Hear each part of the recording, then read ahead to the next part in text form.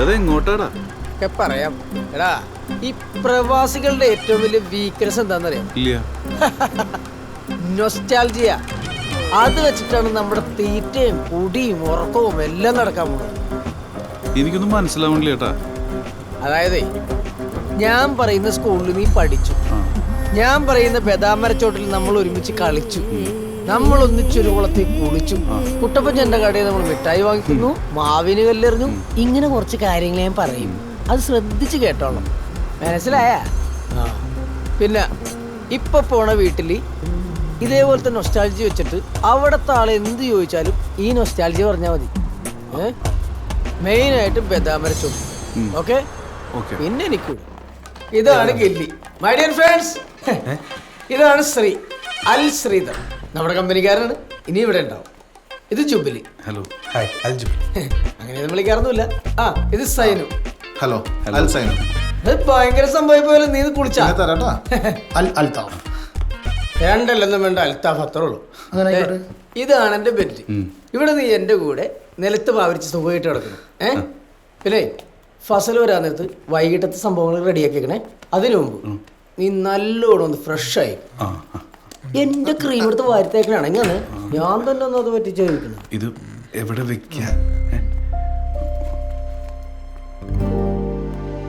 കേരളത്തിന്റെ നിലറയായ കുട്ടനാട്ടിൽ നിന്നുള്ള അസൽ കുത്തരിച്ചോ.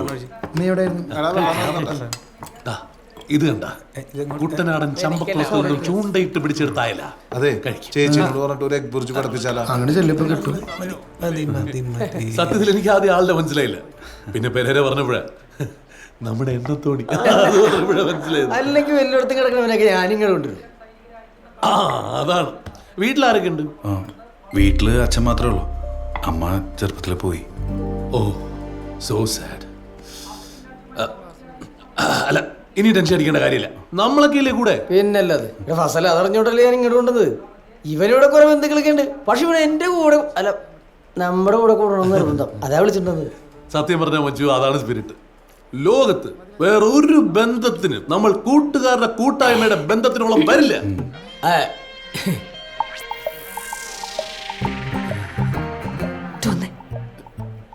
ഞാനൊന്ന് അകത്തോട്ട് പോയിട്ട് വരാം. ആയിക്കോട്ടെ, വിളിക്കുന്നു. ചെറിയ പൊങ്ങനാണെന്നേ ഉള്ളൂ, ബാക്കി സെറ്റപ്പ് ഒക്കെ ഓക്കെയാ. ഇത്രയും പേര് പോരാനിട്ടാണോ ഊരും പേര് ഒന്നും അറിയാത്ത ഒരാളും കൂടെ? സത്യം പറ, നിങ്ങക്ക് എന്തെങ്കിലും കുഴപ്പമുണ്ടോ? ഏയ്, എനിക്കങ്ങനൊന്നുമില്ലടി. എടി, ഇതെനിക്ക് ശരിക്കും അറിയാവുന്ന ആളാണ്. ഞങ്ങൾ ഒരുമിച്ച് എണ്ണത്തോണി. നിങ്ങൾ ഇത് കുറെ നേരം ആയാലും എണ്ണത്തോണി എന്ന് പറയുന്നത് അതെന്താ സാധനം? ആയുർവേദ കോളേജിന്റെ തൊട്ടടുത്താണല്ലോ നമ്മുടെ സ്കൂള്. നമ്മുടെ സ്കൂളിൽ വിളിക്കും.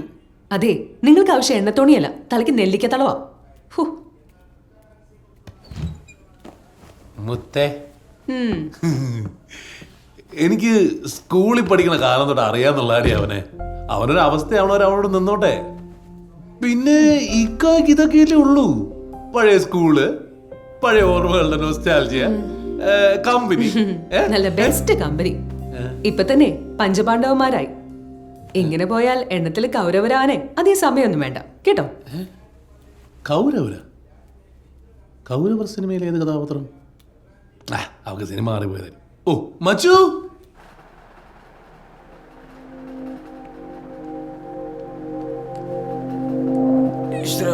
നാളെ ഇവിടെ തന്നെ കിടക്കാൻ പറ്റണേ, ഒരു കുഴപ്പം വരുത്തരുതേ. പെരരെ ഇങ്ങനെയൊക്കെ പറഞ്ഞിവിടെ നിക്കണോടാ. അവര് വെറും പാവങ്ങളല്ലേ. അല്ല, ഞാനെപ്പോഴും അങ്ങേരുടെ കൂടെ പഠിച്ചേ. അതിനിവിടെ ആരവനെ കൂടി പഠിച്ചത്? എക്കൂടായിപ്പല്ലേ ഞാൻ ഉൾപ്പെടെ. നീ കിടന്നുറങ്ങാൻ നോക്കിയേ. ആദർശം കാണിച്ച പരിപാടിയാവട്ടോ. ഈ എണ്ണത്തോണിയുടെ കേസ് എവിടെ നിന്ന് കിട്ടി? അന്നത്തെ കാലത്ത് ആ പടമൊക്കെ കാണാതെ ആരാണ് ഇവിടെ ജീവിച്ചിരിക്കണത്? അന്നേ വാട്സപ്പും ഗ്രൂപ്പൊന്നും ഇല്ലല്ലോ. അണ്ണന്മാരല്ല വല്ലാണ്ടാ. എടാ, ഈ സിനിമയിൽ എന്താ സംഭവം? വല്ല കഥ ത്രെഡവല്ലോ ഉണ്ടാ? ഞാൻ ഈ യൂട്യൂബിൽ നോക്കിട്ട് കിട്ടണില്ല. അതിനൊന്നും വലിയ കഥയൊന്നുമില്ല. ഒരു മസാല ചേച്ചി ഉണ്ടാവും, അവരുടെ കൂടുതലൊരു ഡ്രൈവറോ വേലക്കാരനോ കറവക്കാരനോ ഉണ്ടാവും. ഇന്റർവ്യൂവിൽ ഒരു ഭയങ്കര ഇൻട്രസ്റ്റിംഗ് ആയിട്ട് കഥ കൊണ്ടുപോകും. നമ്മളൊരുമാതിരി ലോട്ടറി എടുത്തിട്ട് പേപ്പറിൽ നോക്കാൻ നേരത്ത് 2 നമ്പറിനൊക്കെ അടിക്കാതെ പോകില്ല. ആ ഒരു അവസ്ഥയായിരിക്കും. ഇന്റർവ്യൂവിൽ കഴിഞ്ഞാൽ പിന്നെ പ്രതികാരം ഒരിക്കുള്ളൂ. പക്ഷെ ഒരു കാലത്ത് ഈ ആൻറ്റിമാരൊക്കെ ഇവിടുത്തെ നവോത്ഥാന നായികമാരായിരുന്നു. ഇപ്പോഴത്തെ മുതലൊന്നും അല്ല. അവരൊക്കെ ഒന്ന് നിരന്ന് നിന്നാലുണ്ടല്ലോ ചൈന മുതൽ പറ്റുമായിരുന്നു. അതൊരു കാലം. നിനക്കൊക്കെ ഇപ്പൊ സണ്ണിവനും കാര്യങ്ങളൊക്കെ ഉണ്ടല്ലോ. സണ്ണി വേനല്ല, സണ്ണി ലിയോൺ. ആ അപ്പാളിയനെ അതും കണ്ട് കിടക്കാനല്ലേ, കിടന്നുറങ്ങടാ.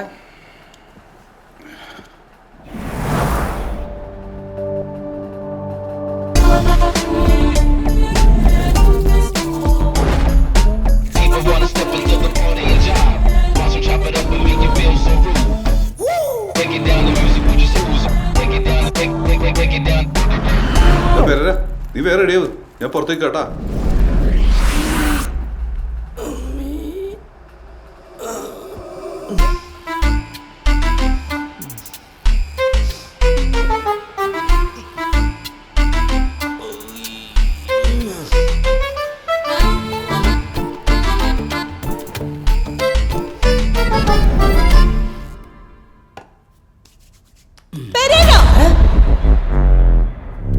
എന്താ ചേച്ചി? നിങ്ങളോട് എത്ര പ്രാവശ്യം പറഞ്ഞിട്ടുണ്ട് ഇമാതിരി വൃത്തിയായിട്ട് സാധനം ഇവിടെ ഇടരുതെന്ന്? വൃത്തിയുടെ സാധനം എന്റെ ഷഡ്ഡിയല്ലേ, എന്താ കുഴപ്പം? രണ്ടു മൂന്ന് തോളേണ്ടതല്ലേ ഉള്ളൂ. എല്ലാം തുടങ്ങി പറഞ്ഞു എന്റെ ഷഡ്ഡിയെ കുറ്റം പറയരുത്. ദേ മേലെ ഇത് ആവർത്തിച്ച എന്റെ തനി സ്വഭാവം നിങ്ങൾക്ക് അറിയും. എന്റെ ചേച്ചി, ഇത് ഭക്ഷണം കഴിക്കാൻ വേണ്ടി മാത്രം ഉപയോഗിക്കാനുള്ളതല്ല, അല്ലാത്തപ്പോഴും എന്തെങ്കിലും വരാൻ വേണ്ടിയില്ല കൊണ്ട്. അതെ, നിങ്ങളൊന്നും പറഞ്ഞ ഒരു കാര്യമില്ല, അങ്ങനെ പറഞ്ഞാൽ മതിയല്ലോ. നാശം പിടിക്കും. കേട്ടോ, അതൊന്നും ഇവരൊന്നും എടുക്കാറില്ലെന്ന്.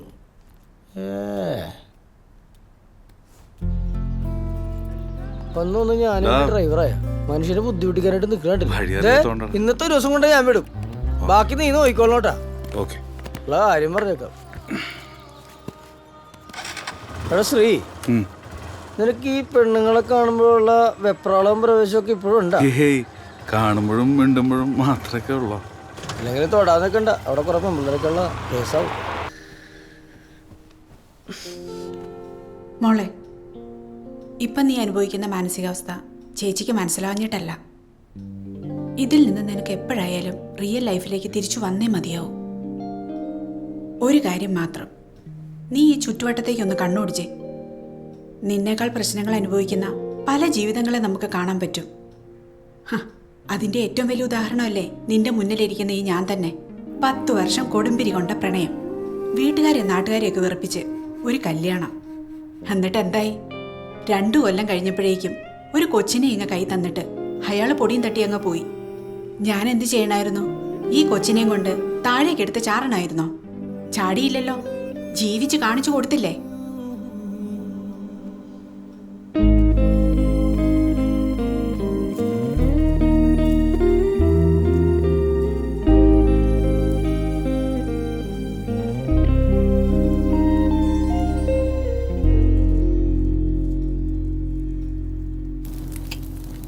അങ്ങനെയുണ്ട് മുരിഞ്ഞ.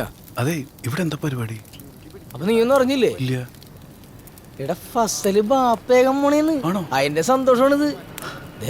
നീ വന്നേ പിന്നെ ഈ ഭാഗ്യമൊക്കെ ഉണ്ടായിരുന്നു ഞാൻ വെച്ച് തട്ടിയിട്ടുണ്ട്.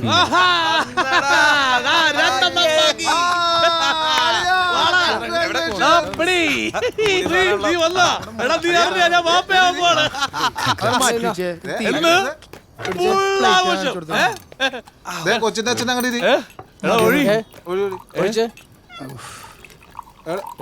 ഗ്ലാസ്സിൽ ഐസില്ലേ? എടാ പോയി ഐസ് എടുത്തിട്ടുണ്ടോടാ? ഞാൻ കൊണ്ടുവരാം. നല്ല ഡീലായിരുന്നല്ലേ.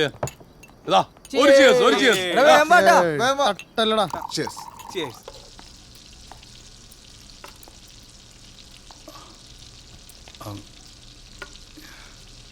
ചേച്ചി, എന്താടാ? മുകളിലേക്ക് കുറച്ച് ഐസ് കൊണ്ടുവരാൻ പറഞ്ഞു. ആ, ഇതാ ഫ്രിഡ്ജിലുണ്ട്, എടുത്തോ.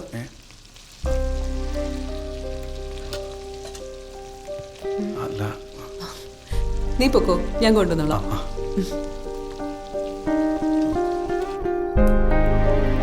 ഐസ് എവിടെ? ഐസ് കൊണ്ടുവന്നില്ലേ? എന്നാളെ സന്തോഷത്തിന്റെ ദിവസമാണ്. നീ ഇതോടെ വച്ചിട്ട് ഇവിടെ നിൽക്കി വാ. അളിയാ, ആ ബദാമര ചോട്ടില് നമ്മളെല്ലാരും കൂടി ഒത്തുകൂടാൻ ഓർമ്മയുണ്ടോ? തുടങ്ങിയോ? എടീന്ന് സന്തോഷത്തിന്റെ ദിവസമാണ് ഞാൻ പറയും. നീ പറടാ.